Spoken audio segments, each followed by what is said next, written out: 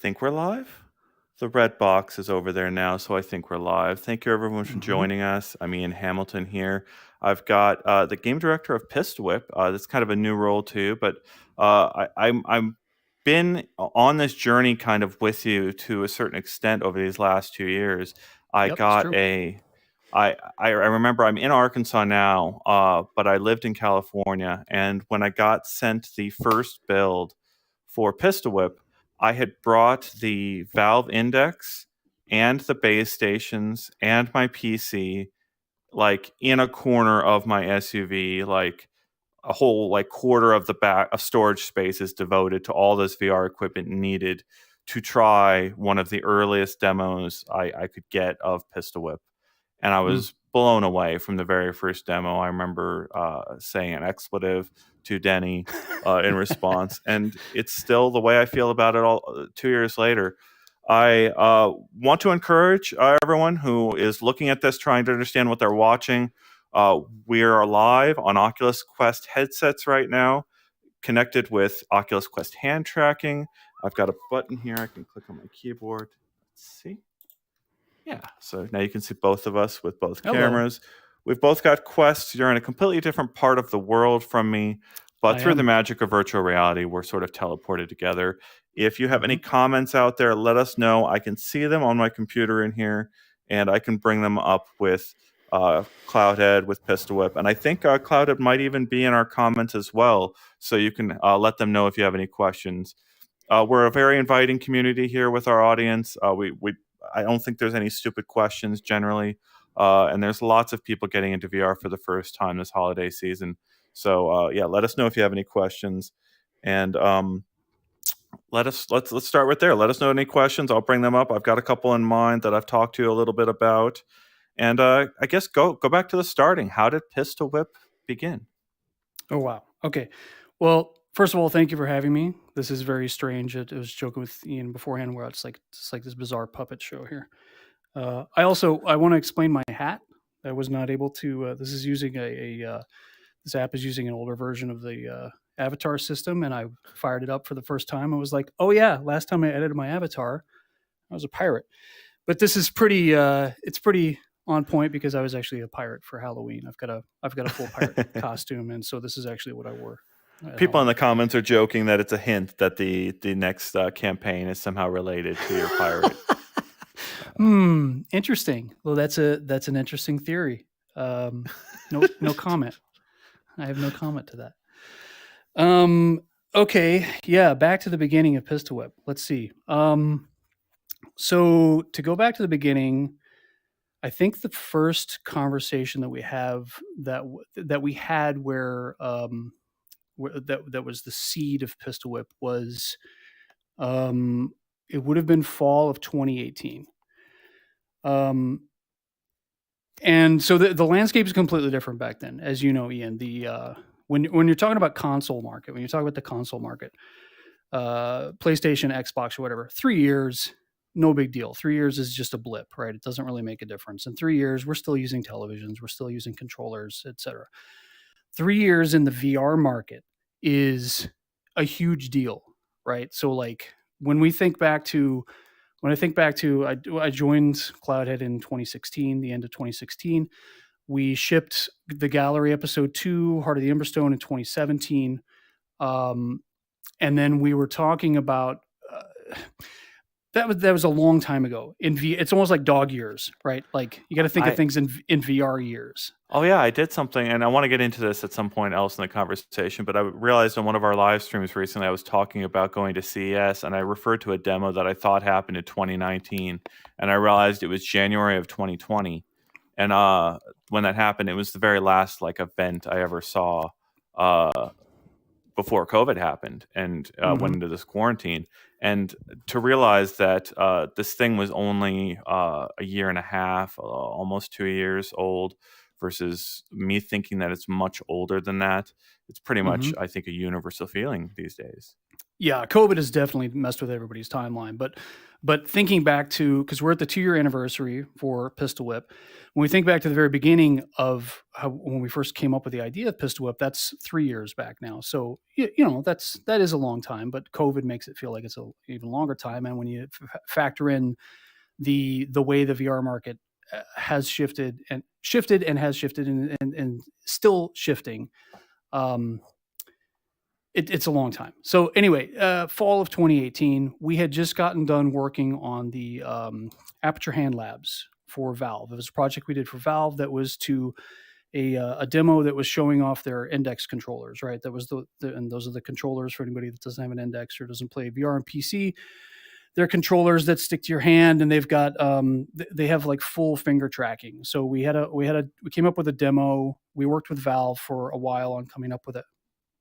Whoa, what is that? I just did a search here on my computer, and I wonder if it affected you. I wanted to pull up the Hand Lab video. Are you able to see me? Is it going okay? Yes, I was just getting a weird sound in my ear. I was getting some kind of a blipping sound. Anyway, there it is again. That's my menu system. I guess it's my menu system is coming up as an audio for you. Love the glitches of virtual reality. That's wonderful. Yeah. So this was our third demo that we've done with Valve. We've done 3 hardware demos with Valve in the past. This was the first one though that we knew was actually going to have a presence on the Steam store, that was going to get put up on Steam and be there for however long. This was also the first time that we got to sort of play around in the Aperture Science universe. So that was super interesting because we got to. That blip is still going. The beeping is still going crazy in my ears. I'm trying to talk through it, but it's pretty loud. You might if you just disconnect and come right back. I'll talk for a few minutes here about my own Pistol Whip experience. Yeah, what I was telling him right before everyone joined here. I have my own sort of journey with Pistol Whip here, where I lugged around this massive PC and. I've been blown away every step of the journey, but we reviewed Pistol Whip right at launch in 2019, and it only had 10 songs. And it kind of blows me away that with those 10 songs, I probably put in 40 to 50 hours, maybe more than that, just in those 10 songs on those 3 difficulties. And most of that time was probably on one song, on one difficulty, trying to beat Deadeye. And I'm going to throw up a video here in a few more in a minute. Let's see. This is. Feel free to roast me, all the commenters out there who love Pistol Whip. This is basically my best performance that I've been able to come up with in Pistol Whip, going back to early on with the index and practicing for hours and hours on end. And I just got obliterated in the comments because I'm doing Deadeye mode and I'm not playing the game rhythmically. I'm literally just trying to fight for my life here and survive my way through this song. And when I started seeing these comments from people sort of battling it out, people who that's not the proper way to play it, other people who realize that there's actually an extreme difficulty mode in there, that's kind of when I realized you really did have this hit you expected to have on your hands.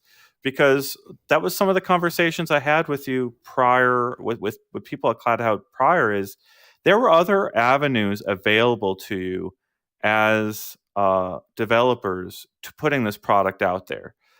Early access. When was early access an option, and did you make a decision at some point not to go with that? Check. Am I here? Yep, I can hear you. Okay, sorry. I don't know what's going on with the beeping, and also I think it had automatically muted. Is it still there? I'm not quite sure. No, the beeping is gone, but it wasn't tracking my hands. So you know what? I'm going to keep my controllers right here, and maybe I just won't gesticulate with my hands. Yeah, it's funny. So we were also talking about this. My mom watched this stream at one point, and I did this. I'll demonstrate this for everyone.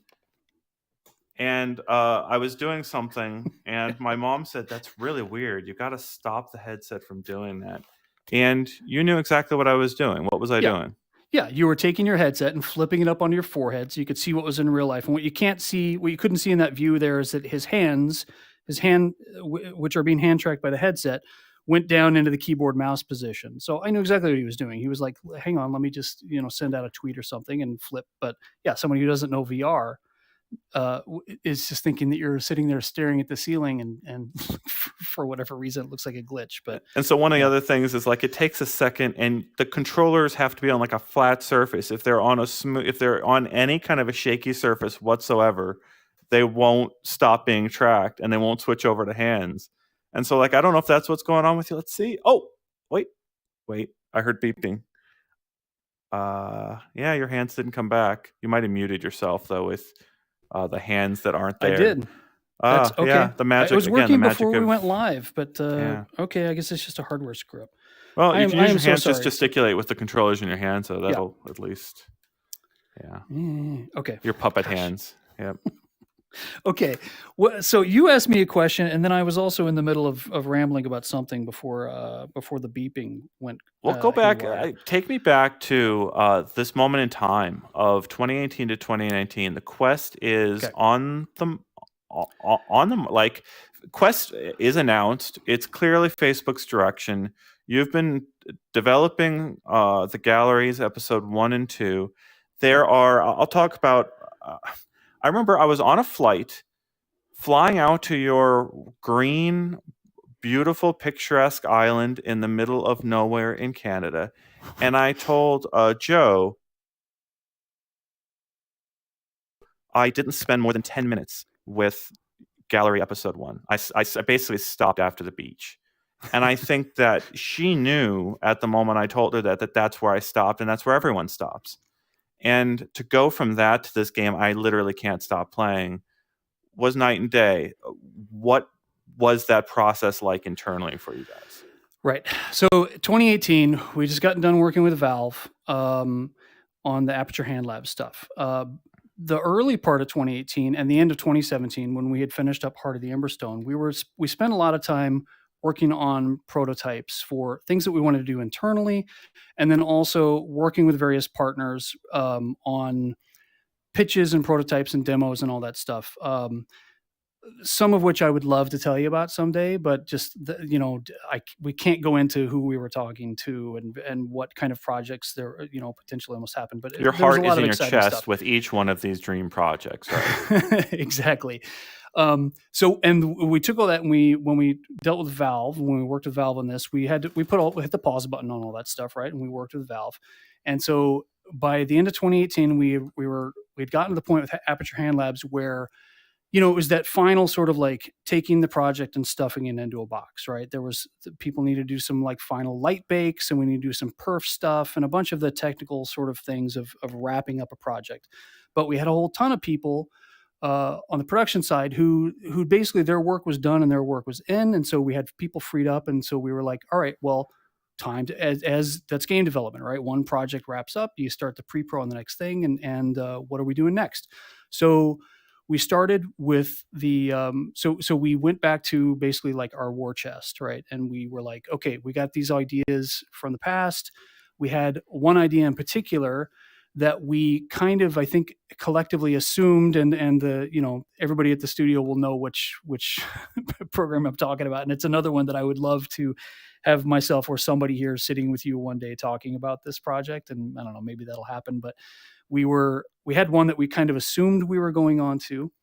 But yes, so my earlier rambling where I was talking about how the VR market is different. It's different now than it was 3 years ago. So in the end of 2018, we were sitting around with this project that we had, and we were going, okay, what are the pros and cons of this project? What are the, when we take a look at the market, when we take a look at the, the install base of VR, the, what the hardware is, what the ups and downs of the hardware are, we were like, okay, we're making sure that we had a good match there. What is this game? What's the market? What is it we want to be doing? And yes, as you said, we knew Cloudhead has always had very good partnerships with all the hardware, HTC, Valve, Sony, Oculus. We've got a pretty good, we got our finger on the pulse of kind of VR. People like talking to us about stuff. So yeah, I don't think it was announced at that point, the Quest. but we knew about it. We knew it was coming. And internally, we deal with VR all the time. The we all love VR at Cloudhead, but we are also very, very cognizant of the fact that it's got some hurdles, right? Especially back in 2016, 2017, when we were all dealing with the very first Rift or the Vive One and all this stuff, and like there's a bunch of hardware issues there in terms. Okay, I got to deal with when somebody would say, "Oh, I want to play VR," it'd be like, "Well, okay, do you have a gaming PC?" And they'd go, "I think so." And okay, well, do you have a 980 video card? And you get the blank stare, and they'd be like, "I don't know what you're talking about." And be like, "Okay, do you have a PlayStation 4?" Oh, yes. Okay, well, you got to go buy an extra $300 thing, and you got to hook it up and make sure you get the Move controllers, and you got to have space for a camera, and blah blah blah. There was all these hurdles, right? So we knew that the Quest was coming, and I think collectively as a studio, we were like, this is going to be big. Like, this is going to be the thing. We knew it was not tethered. We knew inside out tracking. We were like, we need to be there for that, right? This thing is coming, and we need to be there for that. And so we were like, so we had that in one hand, and we're like, this is going to be big. And we're taking a look at our current project and going, certain things that are very, very viable nowadays in the VR market, like things like multiplayer, were simply not viable back then because of that sort of smaller install base, right? You couldn't have had a game like Population One or things like that in 2018 because there just weren't enough people with headsets. There weren't enough. The market wasn't saturated with enough hardware. Anyway, let's see. So we basically it happened pretty quickly that we were kind of like we started to assess what do we think the Quest is doing? What are the risks? We need to sort of reduce our risks. What do we need to come up with here to kind of check all these boxes and reduce our risks? Interesting way of framing it. I mean, those first two projects. Internally, when do you look at you do the post-mortem on those first two projects and go, the problem here is actually it takes you 15 minutes to get to the first really satisfying thing, or what is that an insight? How do you arrive at that? Is it painful to arrive at that? Is that what you came to internally? How did you guys view it? I think it was more internally kind of what we had to come to terms with was a little bit of sort of like, okay, I mean, when you're dealing with, and this is with you're dealing with mobile games, you're dealing with PC console games, any kind of game, you're like, there's a certain, you take a look at like the pie chart of like what genres of games sell, right? And so I think we always knew that like sort of adventure, Myst style games or like games with lots of exploring and stuff. Like we knew what like the slice of that pie was, like just in any gaming market. I think the problem was that I would say, if anything, the gallery games were, which I still think are great games. They were just maybe a little bit ahead of their time in terms of what the total install base is, right? If you've got only that, when you start constructing those games, you expect an install base that is going to be much larger, and you're expecting a reasonable slice of that. But then you find out the install base is a fraction of what you initially had, and then you go to a fraction of a fraction of a fraction type situation. Kind of, yeah. Like, and again, if that kind of a game does exist nowadays, and it's, when you're dealing with a game that's able to get 10% of this kind of a whole pie, like if the bigger the pie is, the more revenue that 10% is going to create, and blah, right. Blah, So you're how does this prototype? How do you actually get to this first version of Pistol Whip? So the conversation with Pistol Whip basically was we started talking about stuff, and we were hitting on. Somehow we landed on, like, I think John Wick had come out, like, not to, I don't remember if we were on John Wick 2 at that point or if John Wick 1 was still out there, but we were there was a trend with that kind of a movie, and there was a trend with the cutting of trailers for action movies at that time that had a very rhythmic kind of quality to them. Like, if you go and, like, I know that we were referencing, there's a scene in John Wick 1 where he comes into It's the nightclub scene in the Red Circle Club where he comes in and he shoots. He comes in and like takes a guy and boom, boom, boom, and it synchronizes with the club music that's playing in the scene. If you watch the trailer for Atomic Blonde, like the first trailers for that had a mix of it had like a Blue Monday from New Order mix in it, and the trailer is very, very synchronized with the music, and it's And the got a trend is still certain going coolness. today. I see it in the It's new still Batman going today, yeah. trailer. Yeah. Yeah, exactly. And so somehow we landed on that, and we were like, that's cool. Like, how do we take that and make a player feel that they are participating in that trailer, that they're actually playing a role in that, and making that cool synergy of visuals and music? How do we get a player to feel like they are the mechanism that's making that happen? I think pretty quickly we landed on that we liked. That's a cool power fantasy, right? That we'd like to sort of unlock and let players feel and actually play and take part in. So we landed on that idea. We all went back to our desks, and our Slack kind of lit up with all this just sort of pouring out of ideas. Our gameplay lead Cam went back to his desk, and I want to say it was the same damn day, like literally a matter of hours later, that he actually had stood up an early thing of just kind of going down a hallway shooting at boxes. Like it was a very basic, crude kind of thing. But he basically got like, okay, it's a gun, it shoots a projectile, you're shooting things to some kind of timing, and we stuck in some kind of song or something, and he had that up right away, and like we looked at it, and it was very, very rough and very, very early, but I think we all played it and we're sort of like, okay, there's something here. This is like, yeah, I think we've got something here. We felt like it was the seed of something. Sorry, I'm gonna take a quick drink of water, which means I'm gonna stare at the ceiling like you were talking about. So I think my question with that is, you put together this prototype. The thing that stood out to me after my first few hours with, I think, pre-release Pistol Whip was the auto aim system, and understanding, Mm-hmm. trying to think through how you arrived at let's actually make an arcade game in VR where it doesn't actually matter if you've got a perfect aim. Like, how does that Mm-hmm. thinking evolve? That was actually for the longest time, there was no auto aim, right? It was manually. If you go back and you look at our Twitter account, actually, this was something I think a couple of weeks ago. We released a whole bunch of little snippets of video with Cam narrating them, that actually shows a bunch of these prototypes, these early prototypes, and he actually talks through kind of what we were learning at each stage. It's super interesting. So anybody who's watching, if you want to kind of see you want to see these videos in action, just check out our Twitter. For the longest time, there was no auto aim, and it was something that I think Joel, he's our audio director and was acting game director from launch till a few months ago. I think he was kind of like, he had pointed out, because one of our pillars was that we wanted to make the player feel cool, and the game should feel cool.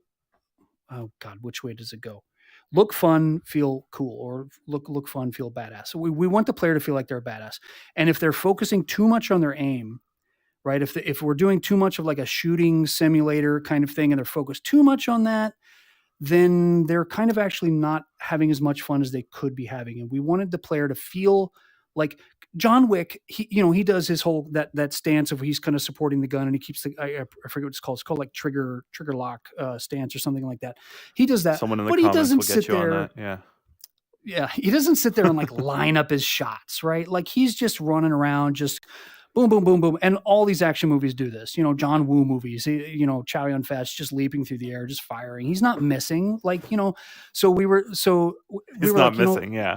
Yeah, I mean, that's no fun. You don't want to like miss. It's cooler to kind of whip around and do your 360 no scopes and get guys and just having fun. So the auto aim, actually, when we tried it, it was pretty much instantly we were like, oh yeah, okay, this is way better because the player, it's like a lot of our game is about reducing the mental load, right? It's kind of like if you're thinking too much about anything, then the game's not really doing what we want it to be doing. We want our game to tap into like people's lizard brain, right? Where they're reacting, they're having fun, they're getting into the groove of the music, and they're really feeling the music. They're feeling the power fantasy, right? And so, and then also, if they're not focused on aiming quite as much, then majority of people I think are going to be focused more on the music and focus more on like the kind of getting the shots to be on the beat, because that's the game is sort of half and half. It's like we want you to be accurate, but we also want you to be doing it to the music in order to get that kind of that movie trailer thing that I was talking about earlier. Yeah, commenter saying, I'm glad the Deadeye modifier is in the game, knowing that this was the mindset.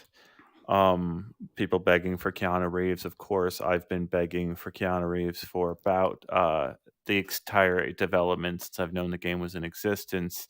We're coming. It's just so heartbreaking if Keanu Reeves doesn't get his hands on this game and come up with a reasonable fee to partner with a fledgling VR game. When you think of Matrix 4 and more John Wick movies, it's kind of like this is the person who Johnny Mnemonic, the Matrix, all the way through. It's very fitting, the face of VR in many ways. And all he's got to do is decide whether he wants to do it and make a lot of money from it. But yeah, there's a center axis relock. Someone. Yep, that's it. It's a certain kind of shooting style that involves pulling your gun out and keeping it close to your body, as opposed to, like in a lot of movies, people have their arms straight out in front of them. I guess apparently I'm not a gun guy, but apparently it's a bad thing to do, because that's just going to get your gun taken away from you. Like keeping it close and bracing it with your other hand. And that's actually, we designed the game when we shipped the game, we were very much like it was a conscious decision to make the default game be about one gun, right? Because like dual wield is one of those things where you're like, oh, you got to have dual wield. Every game's got dual wield, and et cetera, et cetera. We've had the dual wield modifier in there from the very beginning, but the core game was designed around one single pistol. And we would tell people, like, and in a lot of our videos, when you watch the videos with, the trailers where our MR trailers where Dan is playing and stuff, he's like supporting that gun. And we really wanted to focus on, like, that was our core experience, was that, like, that single mag fed pistol, that John Wick style.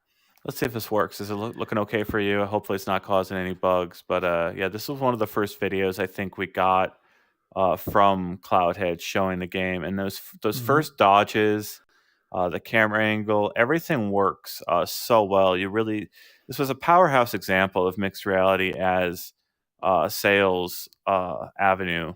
And I think since you've done this, we've known for years now that mixed reality is a great way to show what VR is capable of. But using it and pulling it off regularly is an entirely different process. It takes a lot to pull off this kind of video, and you have to have a good reason for it. And this video is one of those reasons in my mind. I love the new Resident Evil video, where it's like not quite mixed reality, but it still gets across what it feels like to play the Resident Evil game. And now people are going kind of full circle with kind of feeling more comfortable showing the feeling of VR now that you're actually able to embody so many of the things that you're seeing right here. This stuff is perfect.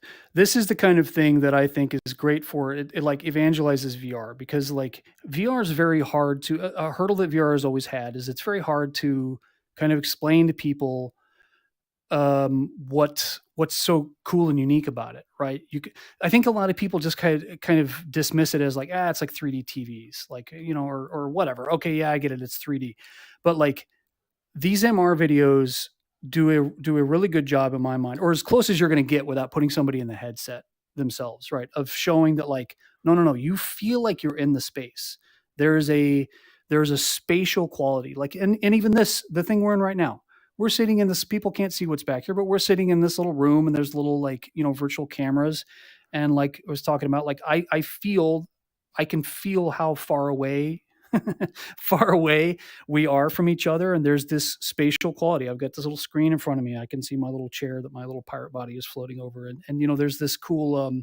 So like doing this kind of thing where you're broadcasting in this is the same thing where you're kind of showing people like this is what you're missing. This is what VR does, and even though you can't really tell this by watching a video on a flat screen in YouTube, like some of these methods I think really help to kind of get people to sort of grok on like okay, I'm getting teleported into this game basically. Yeah. So I love it, love it, love it. Let's get to a couple more questions here. We don't have a long plan for an interview. One person did ask about the Gallery 3. Feel free to say what you need to say in response to that. I will. I mean, I have to basically say no comment. I will say that the Gallery series is near and dear to our hearts at Cloudhead Games, and it is something that we would love to announce. But more games in that series is something we would love to announce. But I have nothing to announce right now. Sir, on that specifically, yeah. All right, so. The one thing I wanted to understand is there's something unusual here about Pistol Whip. If we go back to 2019 and release, Quest 1 comes out, I want to say early in the year, relatively, and it's $400. It's quite bulky. Not, there's some games, but not a huge number of them. And there's not a lot of buzz there. And you're going to the end of that year, and then Pistol Whip comes out for both PCVR and Quest on the same day. And as I understood it, sort of talking in those early days, there was an early access route to release, wasn't there? And when did that change, and how did that change? I mean, it's something that I think we had discussed in terms of because Pistol Whip did have a relatively short timeline in terms of from when we talked about the last part of 2018 is when we came up with the nugget for the idea. Production didn't actually start until January, and then we were on shelves, as it were, by November of that year. It's a pretty short turnaround for a game. We had a pretty short timeline all along, and I think that it was something that we had talked about. I was like, should we do this or not? And there was a tipping point at some point in production where I think because I want to say that our initial idea for releasing the game was actually something like August, which would have been only like like a 7-month production or something like that, which is extremely short. But we reached a tipping point at some point in there where we were like, no, let's not do that. Let's add a couple more months onto the production and let's just see this thing through.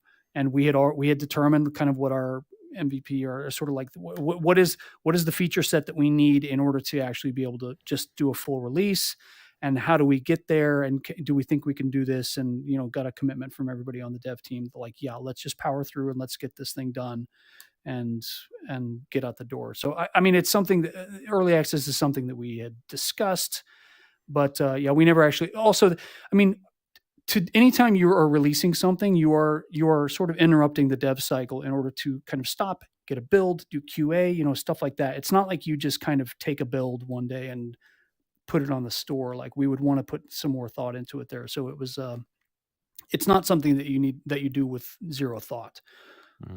So yeah. And are there, the thing that really strikes me is not just that you're getting on Quest and PC that same day, but the build that this game is a forward-facing game that's so embodied, like you so get into it, you move forward at a constant rate of speed, so it's pretty comfortable to most people, even though there is that simulated movement.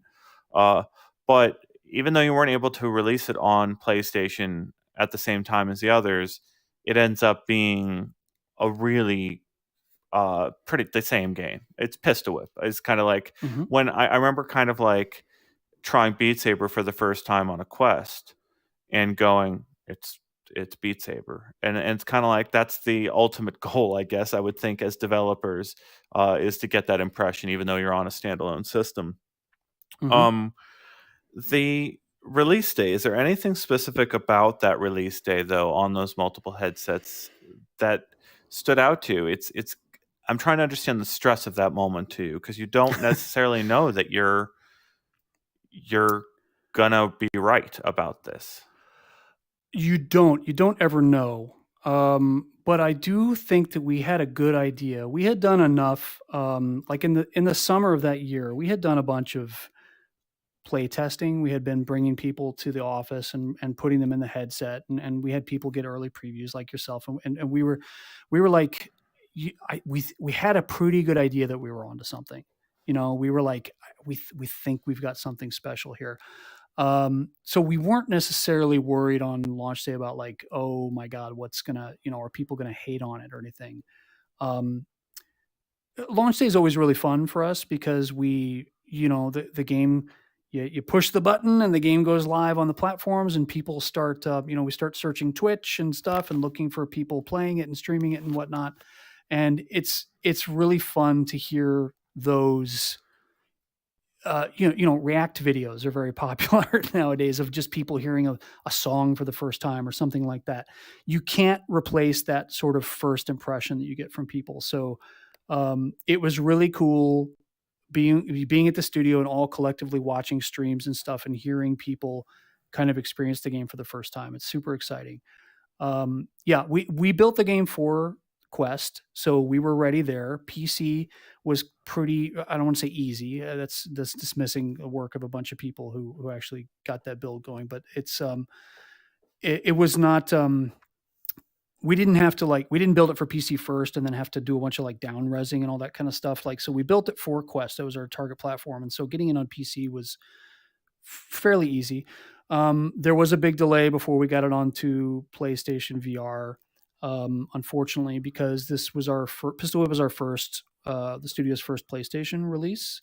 But that was a huge accomplishment for us, finally getting through all that, because the cert process for Sony is more intense, and it's dealing with a whole new kind of hardware. And we actually, with our Smoke and Thunder and Styles release, that's for the first time we have release parity, where we finally released on all platforms simultaneously. So we're very proud of that, and that's something we're maintain going forward. But yeah, let's go into each of your post-launch updates, because that was one of the things I wanted to understand. Because when you launched, you just had 10 songs, and that's the same song count I think that Beat Saber had at launch, if I recall correctly, when they were in early access. Maybe could be, don't know. But yeah, walk me through sort of these last 2 years here. Sure. Okay. So like I said, when we released, by the time we released, we had a pretty good idea of like, okay, we think we're onto something here. And so before we released, we went ahead and secured some more music. All of these songs and all the shipping-based 10 songs are all from a Canadian record label called Cannibalin that we've got a very good working relationship with. We secured 5 more songs. We also started to hire some more people. So we got a little bit of this post-release. We started to get a little new blood injected into the team. So this is when you play the game now. These 5 levels are all under the Reloaded tab on the arcade menu. These songs, I want to say, High Priestess. These were released roughly every 6 weeks or so. And this was, so the base game, the base 10 songs are all very kind of, they have a certain vibe to them, right? That is sort of like core Pistol Whip thing is a very kind of, it's a very John Wick inspired thing. With these tracks, we went we dove a little bit into some of our wackier ideas. Full Throttle has a little bit of a kind of a Mad Max vibe with these cars and stuff that fly around toward the end, and we were supposed to be in this like a weird desert. Dark Skies, which is the first level from Lucas, a designer who joined us after post launch, has is this weird kind of diesel punk thing where you're in this Zeppelin and there's these airships flying around. It's got this cool feel to it. Sean in our comments saying they can't finish Akuma on hard still. Really? Akuma is one of my favorite levels. I have to say, Anthony did a great job with Akuma. Akuma was the first level where I everything that we do is always pushing us to make changes to the editor and to our tools and stuff. And so this was a level where I pushed color really hard on it, like lots and lots of color changes. And so that actually resulted in some changes to our tools that separated color from some other things and let us be a little more agile with how we change up color. Thermie's in the comments, I think, apologizing to Sean for making it too hard for finishing that. You can do it, Sean. You can do it. If I can do it, you can do it.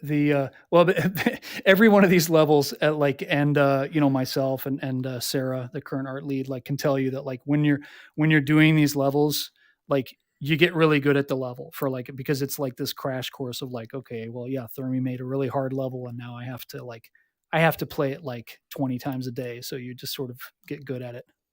Yeah, someone making a joke here that what's next? You ask. Pistol Gallery, Heartbeat of the Emberstone. Like they're making a joke here about like mashing up your existing titles, but like if you got to have some kind of an Easter egg in whatever else you do to this game as you do it. Sorry. So anybody that's played that's played Emberstone, Heart of the Gallery episode 2, Heart of the Emberstone.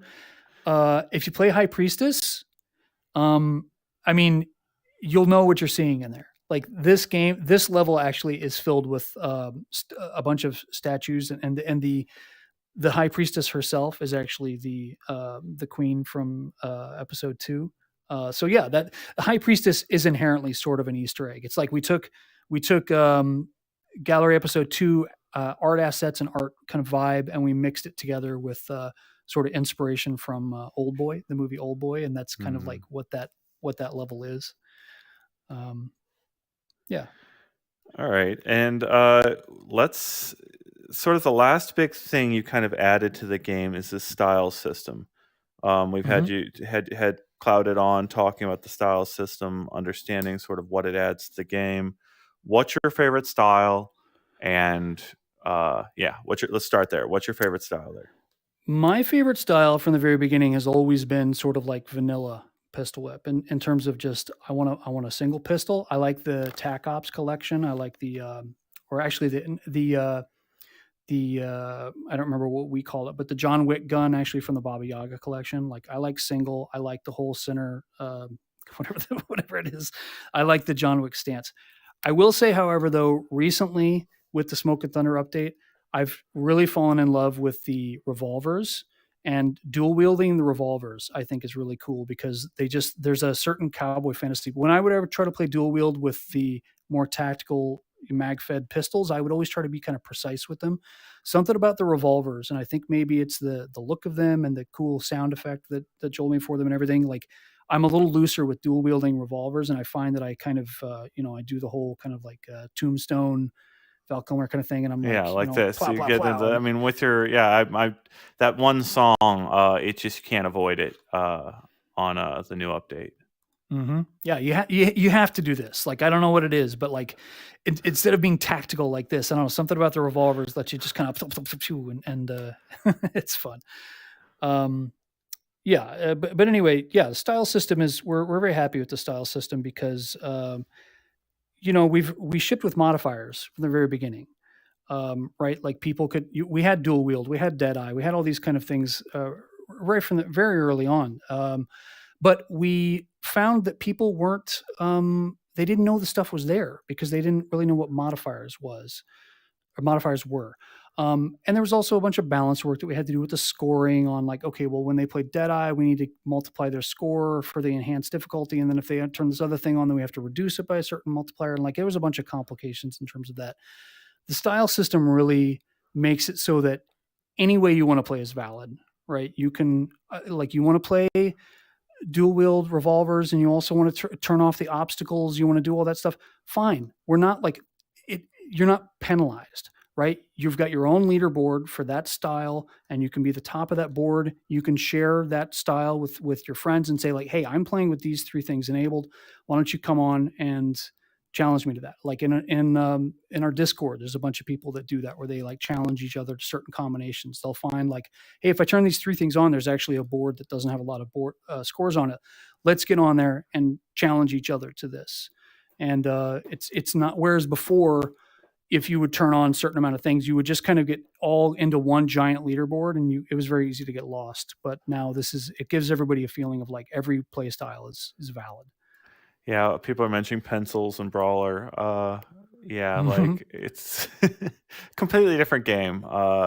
And it's Yep. incredible. And I was kind of joking to myself, like trying to imagine. I want to be able to throw the guns. Like I love the index controller ability to release from your Mm-hmm. hand, but like I think targeting on throwing is one of those things that's so hard to get right uh, without the right sort of hardware underlying your system. Um, the question I think everyone is asking, I've already seen several people in the comments asking the question that I will ask you, but Okay. what's next? So, you've got a panel for what's next, actually, and we're doing we're having some further talks, I think, for the rest of through December, the rest yeah. of the year, right? Yep. So you are Pistol Whip is our upload access title for December, Thank and you. we will plan to get into these things. I want to be known on the record for being relentless with a couple key questions that are shown up here on our schedule here. Um, we're going to start off easy, going week one into styles deep dive and really Mm-hmm. understand all those different ways that the styles change the game, kind of show us where the game is at this point in time. Week two in December, we're going to go through the sort of underlying scoring system, go deep dive, understand some of the Easter eggs. We talked about one on the show that I didn't even realize, the High Priestess thing coming from your other games. I would love to know more Easter eggs that are hidden throughout there, and also ones that affect score, because there are plenty of people out there that want to have the highest score in Pistol Whip. And then we will show the last 3 weeks here, where I'm going to. I'm going to be. I think we can probably assume I'm going to be nice here on week four, because back in 2019, I did give this a perfect score, 5 out of 5. Even with your 10 songs at launch, it was. I put the number of hours I put into it. It was already bringing me back to my headset more regularly, and it was more addictive than Beat Saber. And to achieve that for me was a 5 out of 5 at that point. But you've had 2 years of updates since then, and we're going to go in and update. And you never know. I could go back and decide that it's a 1 out of 5 now, but we'll see. Depending 28 on what you songs now. respond for week 3 and week 5 here. Oh, I see. Yeah. Where on week 3, we've got user levels, how Cloudhead will approach user-generated content. I've seen the question asked 4 times down in the comments. What can you say today? Interesting. Very interesting. Today, well, I mean, what I can say today is that we're actually talking about it on week 3. I mean, the fact that I think that we're going to, even however much we're going to be able to talk about it in week 3, the fact that we even have a week where we're going to be discussing stuff about it, I think is probably a little bit of foreshadowing. Whereas in the past, our kind of answer to that question has been, it's something that we would like to do. We're looking into it. There will be a little bit. We'll have a little bit more of a less non-committal answer. A less non-committal answer. All right, so I could put that in a headline that Cloudhead announces for December a less non-committal answer to user levels for Pistol Whip, which I think is fair given the complexity of the issue at hand.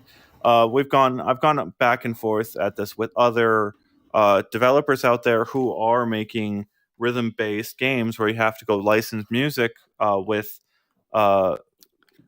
people out there who artists who want to make money off of this music. Yes. It's not an easy thing to do, and it can be costly if you make the wrong choices, I suppose. There are legal issues. There are also there's the fact that well, I mean, I should save this, but Pistol Whip levels. There's a lot to making Pistol Whip levels. I'll just say that. So, like, there's a lot of work that goes into them. There's a lot of custom stuff that happens in there. So it's a little more complicated than people might think. It's somewhat related, I suppose, but there is a question here in our comments where someone is asking, have you ever thought about an endless mode, mixing parts of levels and guns in a random way? Yes. If so, We if don't you have to get into any more. You said yes. That's a fair answer right there. I mean, we have thought about it. There are a ton of ideas that we have had for a pistol whip over the years, that for one reason or another that are kind of on the cutting room floor. We never like we never get rid of those. We still have ideas that we like. Some ideas just haven't made it in yet. Some ideas we've kind of nixed. Like I'm not going to say which bucket that idea went into, but yes, we have a plethora of ideas about this game, and that is something we have thought about in the past. Sure, I'll say that. And then we'll finish off the year here, 2021, going to 2022 with undoubtedly more hardware coming that will probably run Pistol Whip. I hope. Even if it's a new PC VR headset, it'll run Pistol Whip, I'm sure. But hopefully, we'll see Pistol Whip on everything and everything going forward next year. But we're going to close out this year with what? You tell me what are we going to get on week 5? Exactly here? what it says here. We will tease. We'll be able to talk a little bit about our at least the first bit of our roadmap, because we do have a roadmap for 2022. For Pistol Whip does have a 2022 roadmap, and we will not be discussing the entire roadmap, but we will be talking about sort of like what's next in the roadmap for the nearer term. I can't wait. Yeah, it's always like you're a nimble team. You're moving fast. You're trying to respond to requests from your audience. You've also got to be competitive as well in a larger marketplace where new products are coming out all the time. And you want to build that new feature, but you also don't want to overpromise. So lots of things to balance over at Cloudhead in the development of Pistol Whip. But very excited here to have you as the upload access title for December, and we're going to have something every week through December on our site, and it's really great to be able to kind of update our audience on this game. That I saw someone asking in our audience what the install base is for Pistol Whip, and that's a question that you reserve exclusively for the studio head Denny. He's going to be the one that would ever field that question. And it's kind of like that's something that a lot of studios protect, and I understand why they protect it because it is it lets competitors know what mark they need to hit to beat you. The thing that I have noticed though is you can do some simple math on the review numbers in the stores to get a guess at how many units are sold, and Pistol Whip's doing pretty well, as I understand it. Is that a fair way of describing it? Yes. Yes, that is a fair way of saying it. Yes, we are very proud of our positive reviews. We love it. We have a whole Slack channel dedicated to it's called Hype, where people post links and screenshots and stuff to all our positive reviews. We love that. We love our community. We love all the good vibes that we get from them. And Awesome. We're doing well. We're very pleased. Well, I think that the only request here, I guess we'll leave off this stream here from the comments. Thank you so much for the comments and everyone participating in our discussion. Obviously, if you come in tuned to any of our studio-based broadcasts here from virtual reality, where we're using virtual reality itself to do all of this, hand tracking to broadcast us, collapse space, we can obviously see our comments, tune in. We can see our comments, respond to them. And please let people know to tune into our broadcast, because we're trying to help a lot of people get into VR and find out the coolest things they can do. The last question, though, that I'm seeing here is someone looking for a tease here, maybe at the end of December, that's a little bit better than the weird Beat saber we saw in the Facebook Connect thing for 5 seconds and then disappeared and there was no explanation. So that's, I think, the bar that they're looking for you to achieve with your roadmap for 2022. All you got to do is do better than the saber that we have no idea why they showed. Something better than the hilt of a sword or whatever that was there. Officially, that's the marker of what we now want to know for what your 2022 plans are. Thank you so much for tuning in. Thank you for joining us today. Thank you for having me. Can't wait we'll have a lot of Pistol Whip coverage for you in December, and I expect a lot of people are going to be getting into this game. It's going to be one of those go-to games in a very big wave of VR. So good luck to you on your sales and all those new people getting into headsets in the next few weeks. Thanks very much.